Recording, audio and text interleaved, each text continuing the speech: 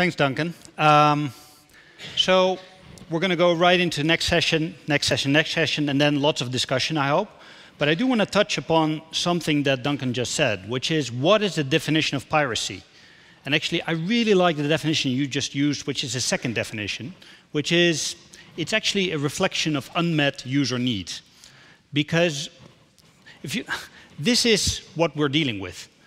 These are people that want to share. And we're in the business of sharing information. There's no different than kids wanting to have the ice cream that the other kid is eating. And we should enable that. That's our job. So I want to talk a little bit about scholarly collaboration networks. Because scholarly collaboration networks, they actually solve for a user need that we, as a publishing industry, are not solving for too well. Therefore, piracy is coming up. And one way we can solve it is fighting the pirates. Another way to solve it is actually we should look at ourselves and improve. So, a couple of statistics. Notably, by the way, not all of these sites are pirate sites. These are 3 scholarly collaboration networks, so ResearchGate, Mendeley, and Academia. These are sites where ResearchersGate share and collaborate. And then there's one site called Sci-Hub. That's not a collaboration site, that is a pure download site. But all these other collaboration sites also allow for content downloading, or content sharing. So the question is, what is piracy and what is collaboration? And what should we allow and what should we block? As you can see also, researchers go to where it's easiest. So when the first collaboration sites came up, for example, take Mendeley and Academia, pretty much Mendeley was the site where sharing collaboration in user groups was made most easy. And of course, there was a reference manager. And then suddenly there was this site called ResearchGate, where you could get all the content for free, no barriers. So then, boom, it skyrocketed. But then, a couple of years ago, Sci-Hub came up, which actually lowered the barriers even more. And my argument for ResearchGate toppling off a little bit is not because of actions that we took as the publishing industry, but actually because a lot of researchers have now chosen to go to Sci-Hub to download their content there. I think the real problem is we're making sharing pretty difficult. So, as an author, you want your works to be read. You want your research to be disseminated. And yes, there is gold open access, there's green open access, and that's all great. But a lot of our content is actually still subscribed content. And actually, in many countries, subscribed is still the way to go. So we should think about how to make sharing work in a subscribed world as well. And if you look at it, researchers, they want to create researcher profiles. They want convenience in terms of access, and as authors, you typically want to see what happens with your article. You want to see usage, you want to see stats, you want to see who read your article. And as publishers, we're doing our best to make this happen. However, we have incredibly unclear sharing policies, and actually I can speak for Elsevier, we've done our best to improve it, and yes, we've gotten better, but it's still not good enough. We have no real good infrastructure yet as an industry for compliant sharing. We actually, particularly remote access, we don't solve so well yet. And finally, in terms of usage, yes, there's all kinds of good citation metrics, but if you talk about views and downloads, these we don't provide yet in a very structured, collaborative way to the authors yet. This provides an opportunity for scholarly collaboration networks because they fill that gap. So they actually facilitate collaboration, they provide easy access, and they show usage.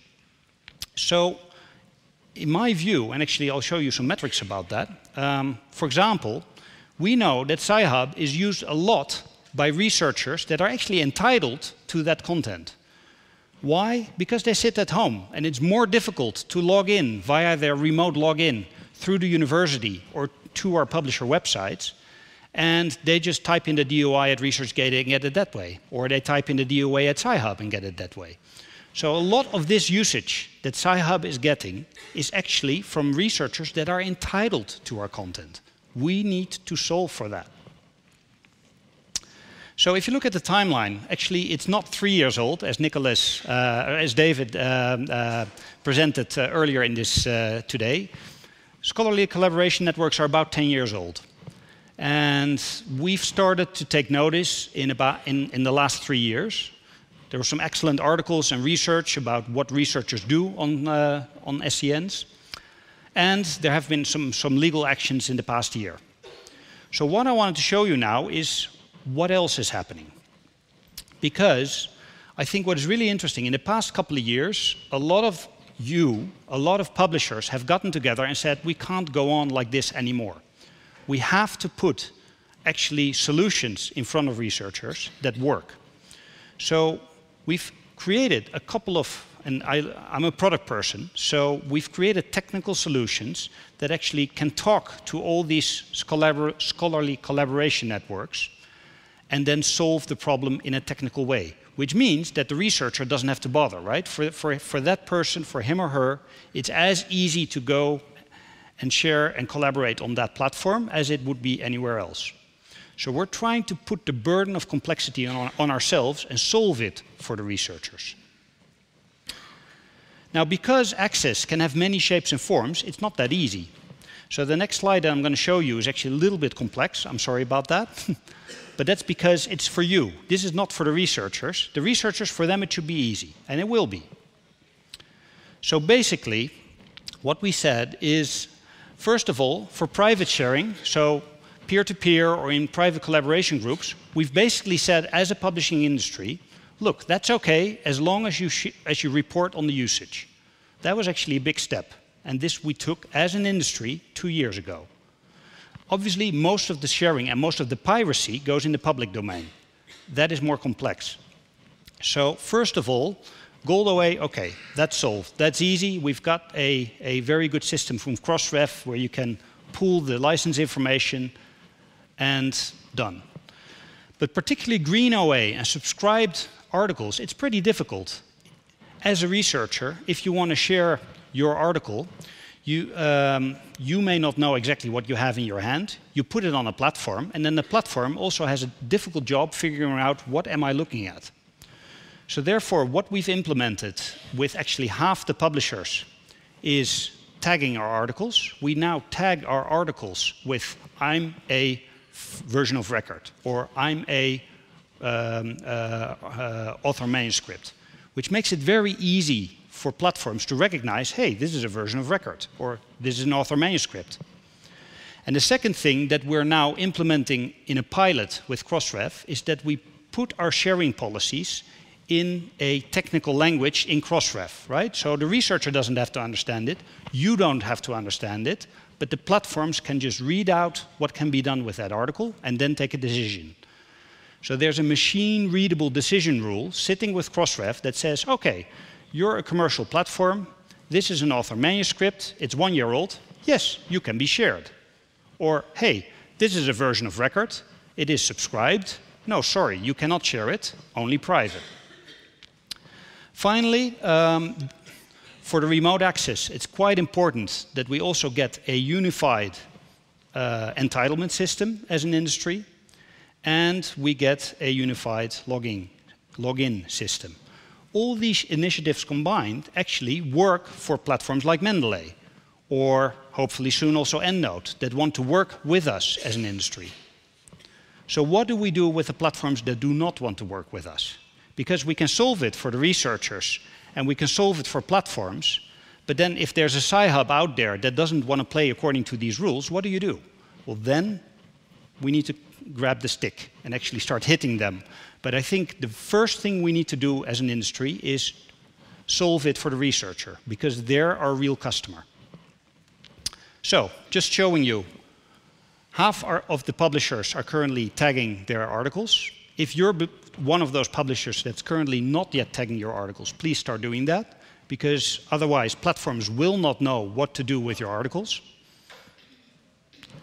Secondly, there's usage counting.